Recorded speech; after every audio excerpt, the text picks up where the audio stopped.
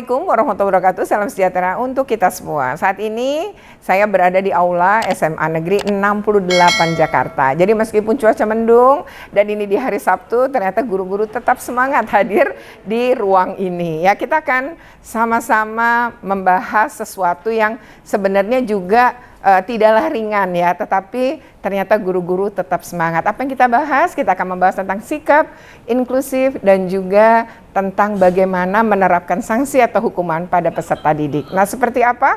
Ikuti terus dalam video ini, tapi sebelumnya jangan lupa untuk di like, share, comment, and subscribe. Bagi yang belum subscribe, segera subscribe untuk terus terupdate dengan video pendidikan dan anak. Terima kasih Bapak Ibu. India dan Pakistan itu berpisah karena agama tadi Ibu. Tapi kalau setahu saya India dan Pakistan itu berpisah karena sebelumnya India dipimpin oleh dinasti Mughal, kerajaan Mughal. Kerajaan Mughal ini 1526 sampai 1857, kurang lebih 200 tahun lebih. Nah, selama 200 tahun lebih kerajaan Mughal ini itu dipimpin oleh orang Muslim.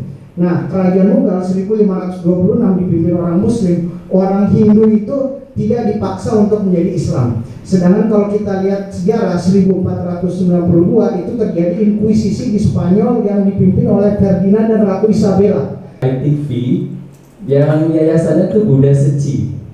Saya pernah mencoba ini di swasta, namun tidak mendapat dukungan. Dan disiplin positifnya dari film itu adalah kepala sekolah itu menangani anak-anak yang merokok dengan bekerja sama kepada instansi kesehatan dengan cara mendiskors mereka selama 1 minggu untuk menjadi relawan yang merawat orang-orang pasien perokok.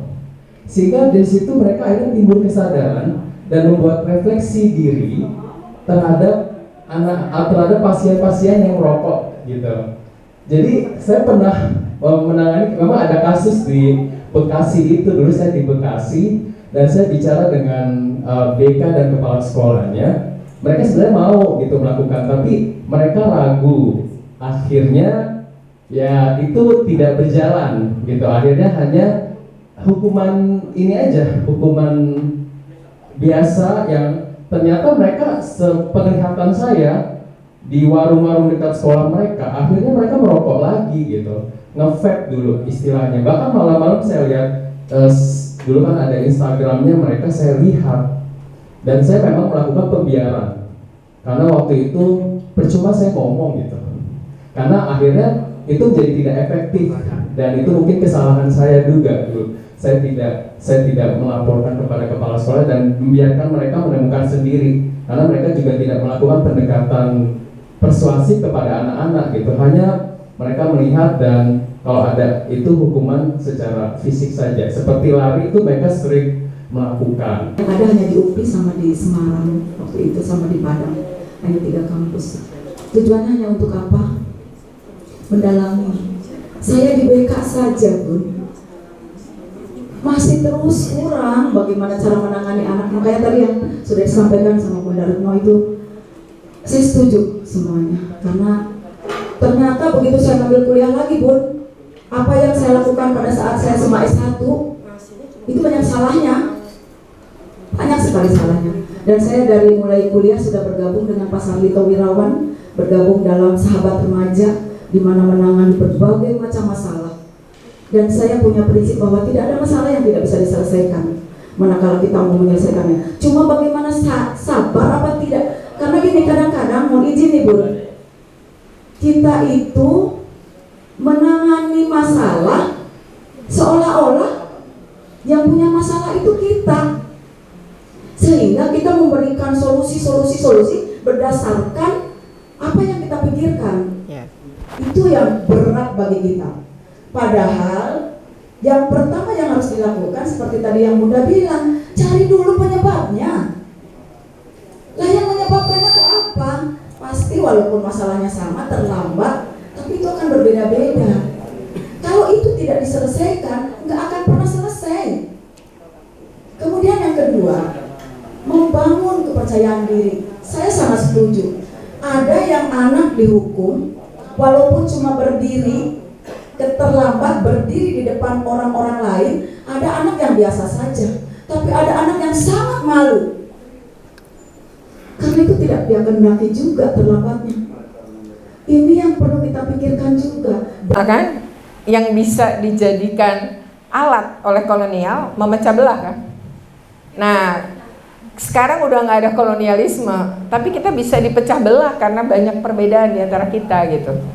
Jadi sebenarnya akar masalahnya adalah yang ditemukan oleh kolonial, ini kayaknya bisa gue pecah belah karena perbedaan agama gitu. Jadi prinsipnya karena perbedaan agama, dan agamanya cuma dua, Islam dan Hindu. Itu terjadi juga di Yugoslavia. Di Yugoslavia itu sekarang negeri itu nggak ada dalam peta dunia kan, karena dia sudah menjadi 3 negara, Serbia, kemudian Kroasia, satu lagi adalah iya. Nah, itu kan 3 negara yang masing-masing 3 suku berbeda, 3 agama berbeda. Ya, yang paling parah itu dalam masuk kategori pelanggaran HAM berat itu adalah ketika pembasmian yang beragama Islam, yang dimana di situ terjadi perkosaan massal pada perempuan-perempuan yang beragama Islam, ya. Kemudian yang kedua adalah agar yang lahir itu, karena yang memperkosa kan Serbia ya, laki-laki Serbia, kemudian terjadi nih korban perempuan yang kemudian diperkosa sampai hamil agar lahir anak-anak keturunan Serbia, sehingga itu bisa terkategori sebagai genosida. Nah, jadi kita juga punya perbedaan yang jauh lebih banyak daripada Yugoslavia dan daripada India dan Pakistan. Jadi kalau kita punya sikap yang tidak, yang eksklusif tapi bukan inklusif, maka kita akan bisa mudah dipecah-pecah karena alasan berpisah di kita tuh banyak dibanding negara-negara yang tadi gitu. Jadi agama ini yang paling mudah banget untuk dipecah. Bayangkan kalau kita dipecah atas dasar agama, berapa banyak? Setidak-tidaknya 6 lah yang diakui. Kalau kita dipecah atas dasar suku, ya Allah, suku kita banyak banget, ratusan. Berarti kita akan jadi negara-negara kecil kan? Dulu Belanda kan tidak bisa memisahkan kita atas dasar itu, tapi dia bisa memisahkan kita atas dasar apa? Kerajaan kan waktu itu. Tapi kerajaan-kerajaan ini kan juga ada kerajaan Hindu, ada kerajaan Buddha, ada kerajaan Islam. Walau itu bukan yang utama, tapi mudahnya India dan Pakistan karena jaraknya. Jadi ketika Islam berkuasa, oke dia tapi ketika Hindu berkuasa, Islamnya itu dihabisi gitu.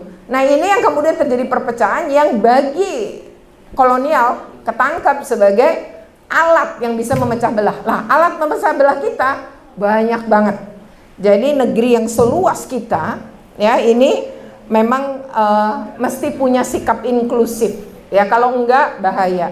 Jadi anak-anak kita di sekolah negeri seperti SMA 68 adalah sekolah milik negara, milik pemerintah, dan orang masuk sini bukan atas dasar agama kan.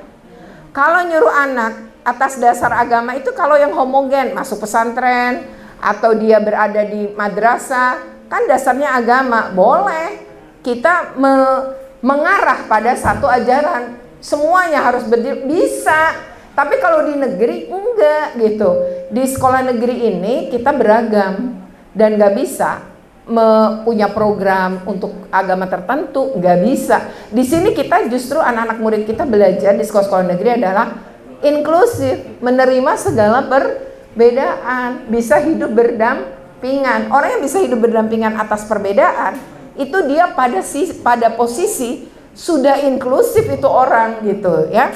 Yang kedua adalah terkait dengan penanganan anak. Pak, dokter yang merokok banyak. Jadi bukan pengetahuan yang mengakibatkan kita itu mau berhenti ngerokok atau enggak. Tapi betul kata Bapak, kesadaran. Makanya tadi anak-anak yang Bapak contohin ya, kerja sosial kan, di tempat yang orang ini dirawat akibat merokok gitu. Karena ada kelompok-kelompok tertentu yang pada Ayah saya termasuk perokok, bahkan perokok berat, sampai dia kena kanker paru-paru juga. Nah, dari situ saya mengajarkan anak saya tentang itu. Jadi dampak itu, jadi kita ngasih kesadaran. Jadi anak saya laki-laki 2, 1 perempuan, semuanya tidak merokok, dan semuanya walaupun teman yang ngerokok, ngumpul teman yang ngerokok, dia nggak akan tertarik untuk merokok. Karena yang kita bangun tadi kesadaran. Betul Pak, bahkan teman saya guru BK, sekarang udah almarhum. Dia untuk membangun kesadaran anak, dia itu ngajak ke kuburan. Ada, ya, jadi mungkin ada teknik-teknik tertentu yang bisa dilakukan dan menurut saya boleh dicoba tuh Pak, keren. Nah, kemudian terakhir ya, satu pertanyaan lagi. Oh iya, tadi Bapak bilang, udahlah saya diemin aja gitu ya. Pembiaran toh hukumannya juga tidak efektif. Nah, menurut saya ini yang misalnya dicontohin oleh SMK yang tadi saya contohkan di Garut. Itu ternyata ketika saya minta keterangan si anak itu bilang, Bu, saya tidak merokok di lingkungan sekolah. Kan sekolah hanya bisa ngatur di lingkungannya dia, di luar kan enggak. Nah, saya itu di belakang kantin, Bu, itu ada kebun, bukan milik sekolah. Saya ngerokoknya di situ sama teman-teman saya. Nah, cuma yang ketahuan saya. Nah, terus dia bilang, padahal bapak guru saya, Bu, ngerokok di dalam kelas. Kepala sekolah tuh, Bu, suka ngerokok di lapangan. Jadi sebenarnya dia ngerasa role model, Pak. Ini role model juga penting untuk anak-anak kita tuh punya. Karena anak tuh sebenarnya apa yang dilihat, apa yang itu. Jadi suami saya tidak merokok, anak saya juga jadi tidak merokok. Itu adalah satu role model sebenarnya. Nah, tapi dengan kesadaran, karena suami saya juga sempat ngerokok tuh. Lalu kemudian setelah anak pertama lahir, dia sadar kayaknya demi anak gue nggak salah ngerokok itu ya kan bukan diminta, tapi kayaknya dia punya kesadaran sendiri gitu. Nah itu Bapak Ibu, kemudian tadi yang pindah agama. Sebenarnya ada ketentuan Pak, anak boleh memilih agamanya itu pada usia tertentu. Kalau dia masih di bawah umur emang nggak bisa, jadi izin orang tua. Tapi mungkin nggak ada orang tua yang mau ngizinin ya. Tapi kalau dia sudah berusia dewasa, 18 lebih sehari itu udah bukan anak. Dia boleh menentukan Pak agamanya apa. Jadi sebenarnya punya hak, dilindungi undang-undang, dilindungi konstitusi. Boleh memilih, walau berbeda dari orang tua. Tapi ketika dia sudah bukan anak-anak, jadi sepanjang masih usia anak 18 ke bawah nggak bisa gitu. Itu dianggap belum dewasa untuk memutuskan. Nah pada Indonesia bahkan 21 ya. Ini mau ditunggu bel pulang. Jadi ini nggak sempet nih, mereka cuma berdua bercurhat-curhatan. Singkat cerita sampai rumah. Pas ketemu si ibu gitu sorenya, ibunya bilang gini, kok kamu kayaknya mukanya beda ya, kayak bete. Bagus nih si ibu ya, punya sensitivitas. Lalu anak ini nyeritain yang terjadi. Langsung, terus kamu nggak bilang, kok kayak gitu. Yang ada tuh kita selalu nyalain, kenapa nggak bilang, kenapa kamu nggak ini, kenapa kamu nggak, itu yang terjadi. Respon itu membuat si anak jadi ngerasa bersalah kan. Nah singkat cerita pas ibunya ngomong gitu, anak itu ya udah deh, dia balik ke kamarnya. Kemudian dia pikir ibunya juga nggak bisa nyelesain masalahnya dia. Ternyata ibunya WA di grup orang tua yang ada wali kelas. Ini sekolah apaan ya? Belum. Anak baik nolong belum. Nah singkat cerita begitu. Nah ngomong sama grup orang tua, yang terjadi apa? Yang terjadi orang tua yang lain kepo dong, nanya ke anaknya. Anak-anak yang lain jadi kepo juga. Jadi ada gosip tuh kan gitu ya. Digosok makin sip gitu kan. Wah terjadilah besoknya dong si anak ini nggak tahu apa-apa, nggak ngerti ibunya melakukan tindakan itu. Sampai di ruang kelas teman-temannya dong ngeluputin, lu kenapa sih, gimana ceritanya? Dia bingung, ini apaan gitu ya, dia masih bingung, naruh tas. Temennya datang, lu dipanggil wali kelas.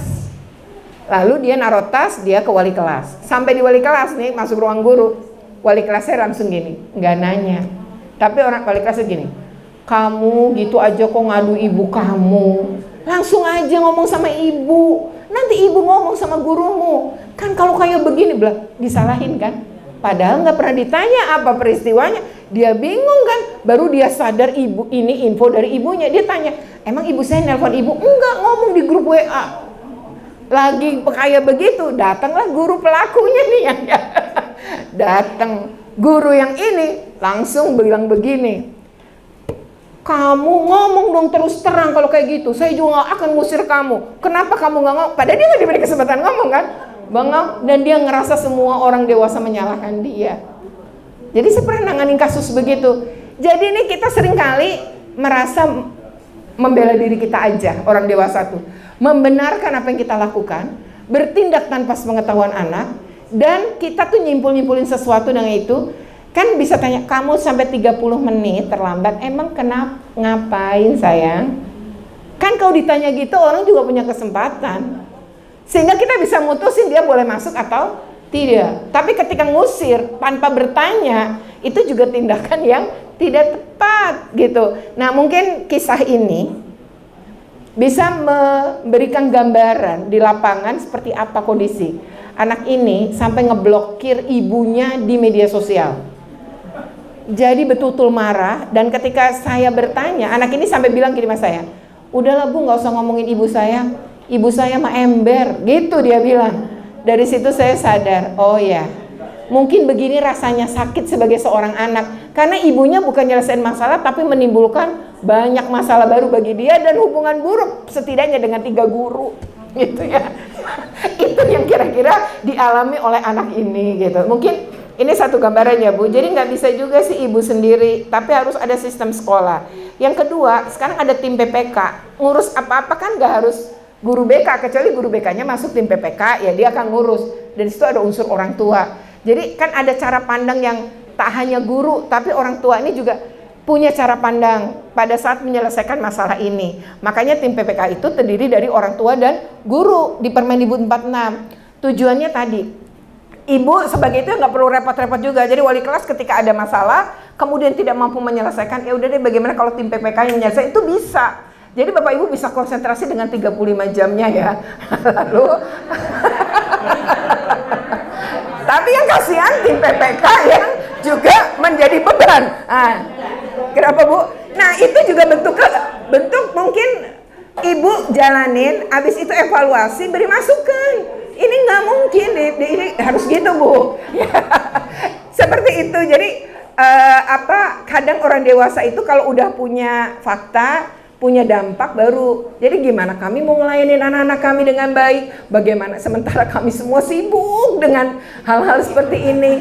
Bagaimana padahal mendidik anak-anak kita kan bukan sekedar ilmunya, tapi juga karakternya. Nah, itu kan bisa jadi alasan yang cantik. Nah, kira-kira seperti itu. Jadi tim PPK ini kan kalau dia merekomendasi, nanti kepala sekolah yang rekomendasi itu akan dilaksanakan melalui kepala sekolah, melalui surat resmi. Misalnya anak harus diskorsing, ya berarti kan surat kepala sekolah. Panggil orang tua, kepala sekolah juga yang punya tanda tanganin. Begitupun ketika merujuk, ini kayaknya nggak bisa kita selesaiin deh.